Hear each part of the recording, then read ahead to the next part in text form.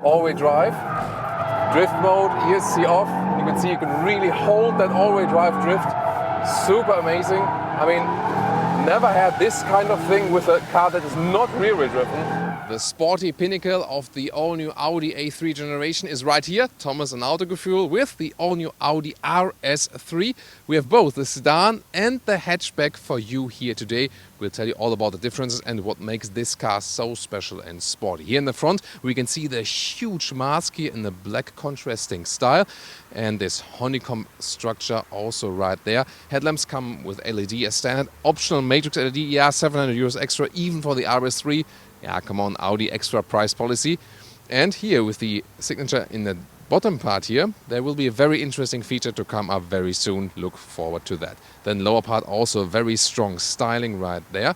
And in the front, yeah, sedan and hatchback are kind of the same. The difference is really the side profile, because here we are at 4 meters 50 or 177 inches for the sedan. So the sedan is a little bit longer and it has, of course, this falling roofline right here.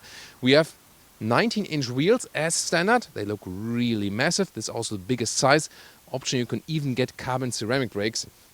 They're really not that necessary. And you know, I have my folding ruler with me and I can show you 16 centimeters or 6 inches is the difference then, where the hatchback is shorter and of course has this typical hatchback ending. So which one do you prefer design wise? Tell me in the comments. And of course there will be a difference then in how practical they are, which is also very interesting. In either way, a strong side spoiler right there, also once again in a contrasting black style. So overall a very strong styling, yes, but still somewhat elegant. As for suspension types, you start directly with the sport suspension, which is actually 25 millimeters lower than the standard A3 and still 10 millimeters lower than the S3. And optionally, then you can go for the adaptive suspension, the dynamic chassis control.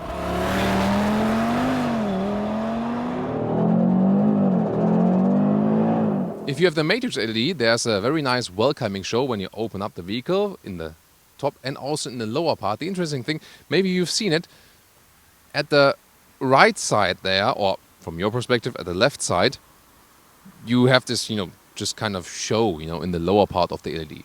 But on the other side, here, then on the other side, you can see here, RS3. Interesting, yeah, we've never seen it with a vehicle that kind of states its own name, but just on this one side. And now towards the rear, this is of course a crucial difference as well. The hatch, the typical, let's say, Volkswagen AG hatch form, here also for the Audi A3, modern tail lamp signature. That's actually very cool here. Really three-dimensional in all these accentuations, for example, here in the high gloss black once again. And with the sedan, you have this additional spoiler right here and the more classical shape here. So, yeah, it's really a tough choice. Both have something special, don't they? Of course, in the US, for our friends in the US, the sedan is the model to go for. In Europe, people rather go for the hatch because it's also available there. In both cases, Autogefühl fake exhaust alert from the Autogefühl fake exhaust police. Well, yeah, so the real exhaust is on the inside. The outside part is the most, impressive one. But yeah, I'm not sure if this was really needed. Yeah, and also in both cases, 290 kilometers an hour or 180 miles an hour is the top speed. Not sure if we're going to achieve that today. The good thing for me today, well, I don't have to decide yet which one I go for. Here, by the way, also in the rear, very interesting startup and goodbye signature, right? Wow, what a shot, look at that. This is the turning signature, or when you put the hazard lights on, really nice. And in this case, in the front, even more spectacular. Well, really, two cars are better than one, aren't they? Oh, and also very fancy here, this projection here, the puddle light from the doors then to the ground, always a nice feature.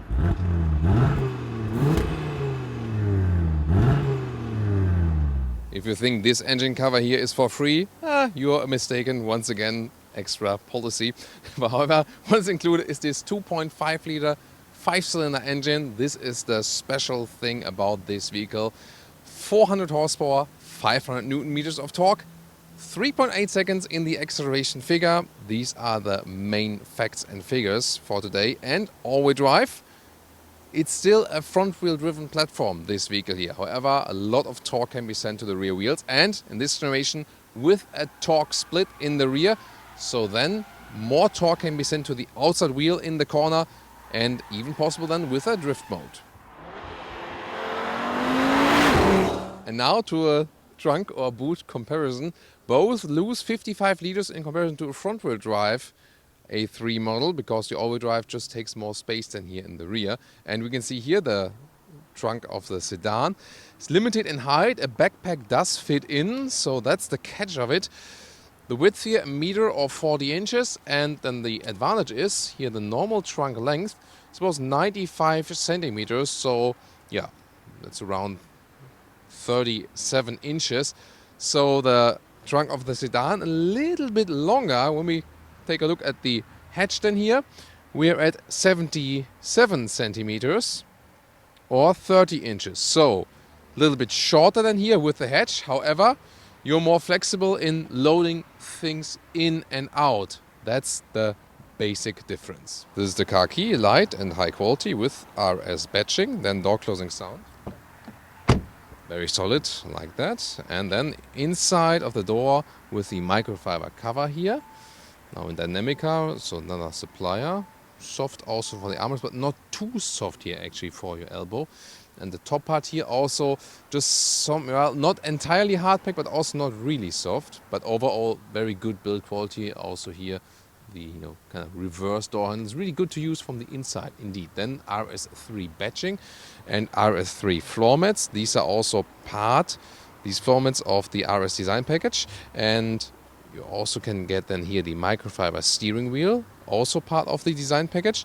And the third part of the small design package would be here the seat belts in the contrasting style. If you have the extended RS design package, then you also have here these contrasts in the air vents, for example. So the microfiber steering wheel indeed does belong to it, and also the seats, they would also come with microfiber as standard, at least in Germany and other European markets.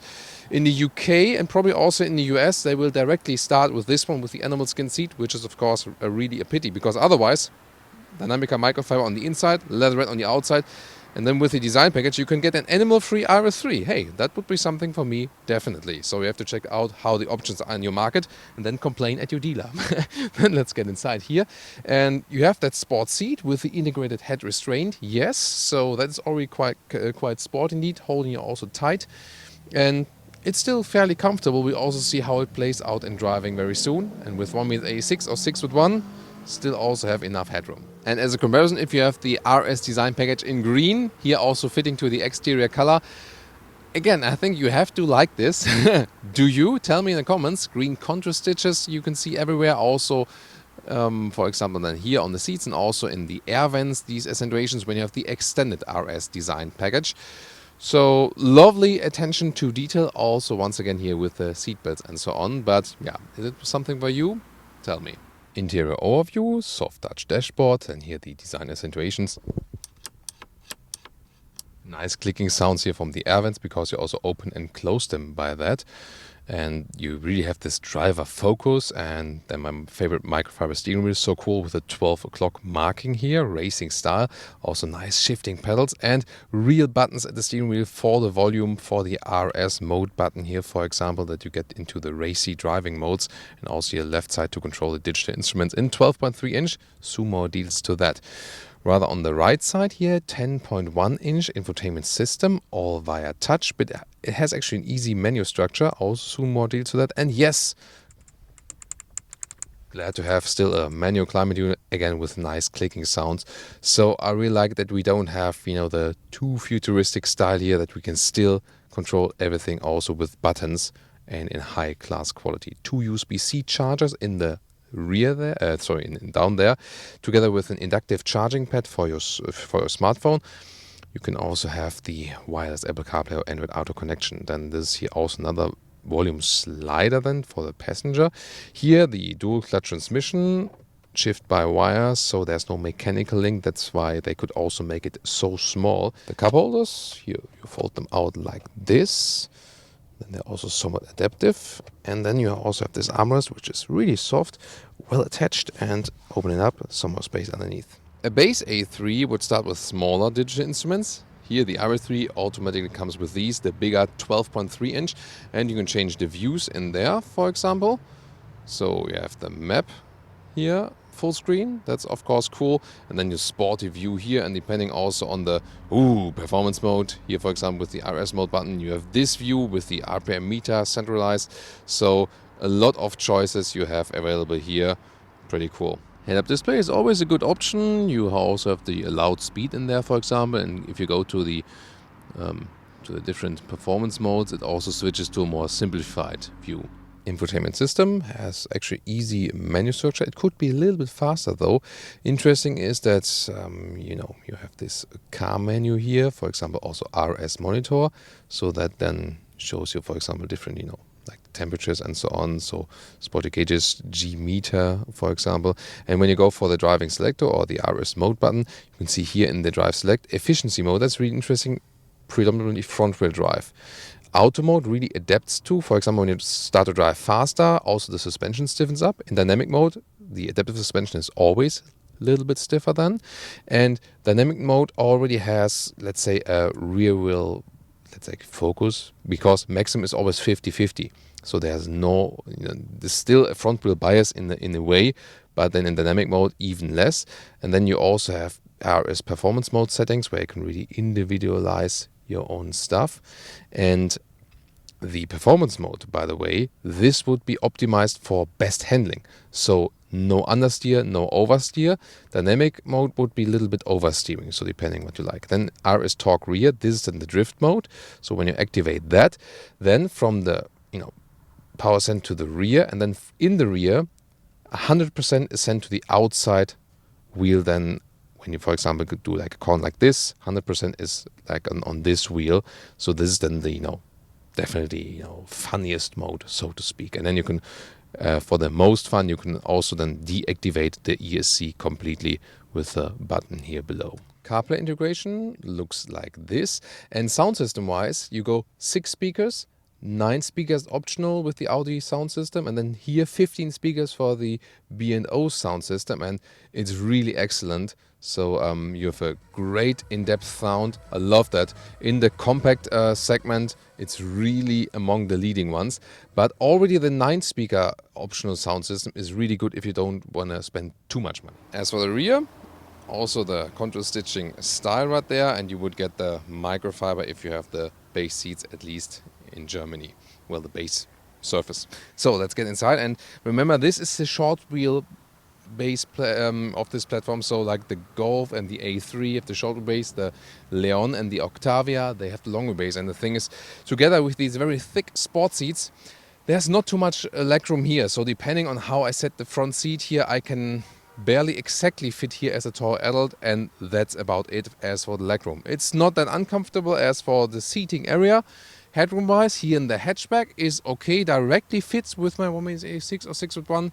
So this is then better with the hatchback. I may soon showing you the sedan. And by the way, hardpack, really hardpack material at the inside of the doors right here. And well, using the middle seat is kind of hard because you also have the big middle tunnel. So yeah, that comes really close. Overall, not that spacious here in the rear for the Audi RS3 or for the A3 in general. Some adaptive cup holders here. Well, there's high quality here at least. The rear of the sedan as a comparison, legroom is of course completely the same. It's the same wheelbase, but then again, the headroom, yeah, that is a clear disadvantage because when you lean backwards here with 1.6 or 6'1", I do hit the ceiling with my head. So more headroom in the hatchback definitely. However, if your spine is kind of relaxed like this, or like monkey style, then it's actually quite okay, but definitely the hatchback has the advantage here.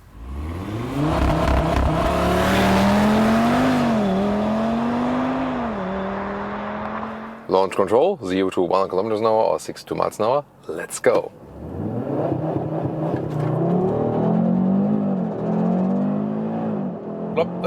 That's already it. Whew, that was almost 150 kilometers an hour.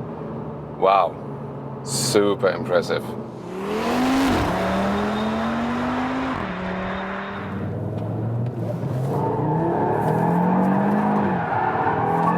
Alright guys, and now it's about drifting time. Second gear in this roundabout. Wow. And I mean, it's dry road. We're not in an ice lake, and this is not a rear-wheel driven car. We have all-wheel drive, drift mode, ESC off. You can see you can really hold that all-wheel drive drift. Super amazing. I mean, never had this kind of thing with a car that is not rear-wheel driven. That is really wow. Super impressive, and it's not too hard to hold the drift. And once again, this is dry road. It's not an ice lake. I can really very well hold it. It almost feels like I'm up here in Sweden again on the lake. Well, what else there is to say? And you could also very well see that that the torque is really fully way on the outside wheel. That's so in the front like 50-50, and in the rear 100% that comes to the rear is also on the outside wheel there. Yeah, super amazing.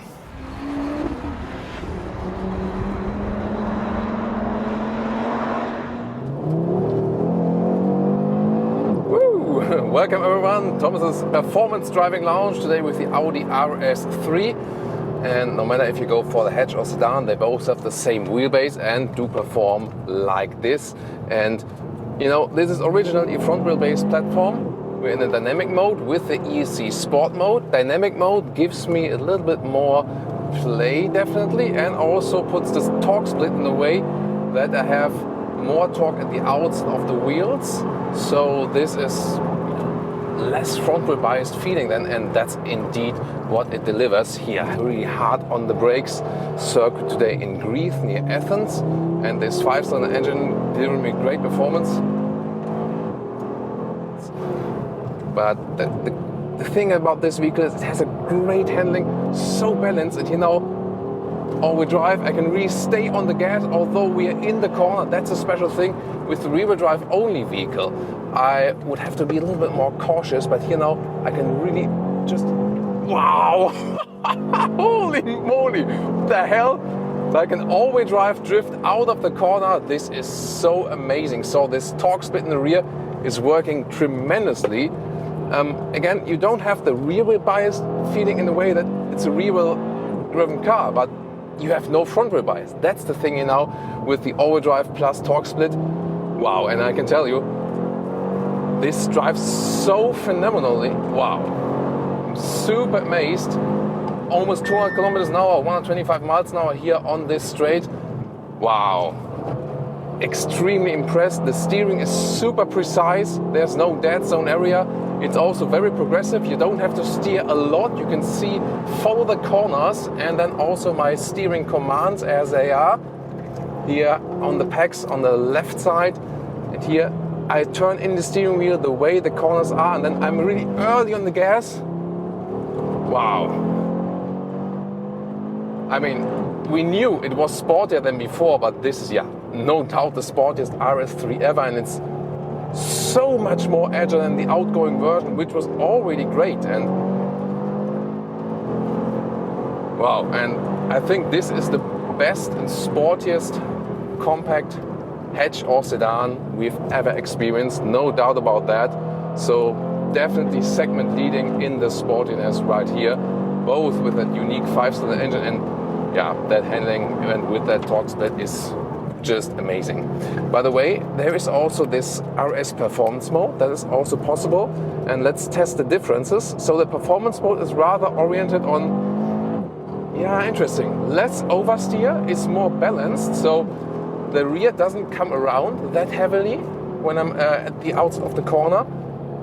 It's more, let's say, lap time optimized. So here I have more, like super balanced and flowy feeling, but not so much that the rear would break out. So this is very interesting what they tuned here. So if you want to go for the best lap time, rather go for the performance mode. And if you want to have the most fun, then you can put it to the dynamic mode and play a little bit more around with that rear. And indeed, next thing would then be the drift mode, which is called RS Torque Rear. Hard to pick that here while driving. And here in this case then, up to 100% can be sent to the outside wheel, and now I have to be rather a little bit cautious, because now the rear can really spin out. Here of course on dry track it's not as dangerous as it would be in red track or something like this. However, I feel the car is way more loose, and look at that. See here, rear is coming out, I have to counter steer. as long as the ESC is set to sport, the car does catch me somewhat, you know, so the control systems, but when I would deactivate it, then I could spin around all the way. And I mean, here on the racetrack, of course, that's kind of dangerous, but you know, professional race drivers could actually do that. But really interesting how the driving modes have such a big effect, of course, even more so here in these extreme situations on the racetrack. Wow, it's, you know, really aggressive, and gonna need 1 or 2 showers after this session. So yeah, definitely now pinnacle of sportiness is in this generation. Wow.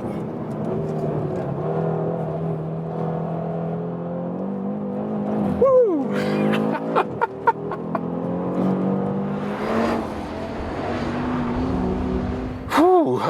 Yeah, that was something. But there's also normal driving possible with the Audi RS3. And when you start here in normal auto mode, it's all fine. Even when there's some bumps in the road, doesn't project to your back. And when you have the adaptive suspension here, indeed, this can be easily a primary vehicle for everyday driving life. So with a fixed sport suspension, it's, you know, it can be quite rough, you know, but here with the adaptive suspension, you still can have very comfortable ride in everyday time. Slalom here, by the way, easy control of the steering wheel in normal driving mode. And it's really interesting that when I go to the efficiency mode, it's basically front wheel drive all the time for biggest efficiency. And I told you, already on the racetrack, yeah, on the racetrack talking about fuel efficiency, yeah, that was something as well. 7 liters, 1 kilometers. 35 mpg US, even 40 mpg UK would be minimum, like cruise control, 100 kilometers an hour, 60 miles an hour, cruise control, not change it, minimum consumption. So that 5-cylinder, together with the efficiency mode, is capable of very good fuel efficiency indeed. In a dynamic mode, of course, you lose a little bit of comfort from the suspension, but it's still quite okay. And this car really masters that compromise between sportiness and comfort very, very well. Before that, I only saw it with the S3, but here in the new generation, I even more see it also with the RS3. The span is just wider.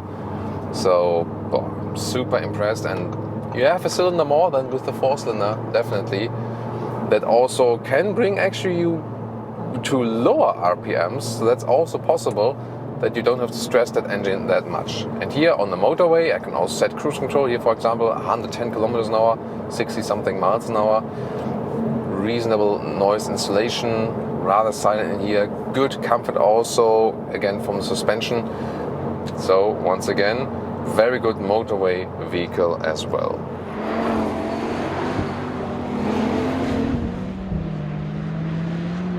Super impressive what we saw today, really now the pinnacle of compact racers. You should compare it to the Golf R, that also gets this torque split now. And if you don't want to spend so much money, what about the Audi S3?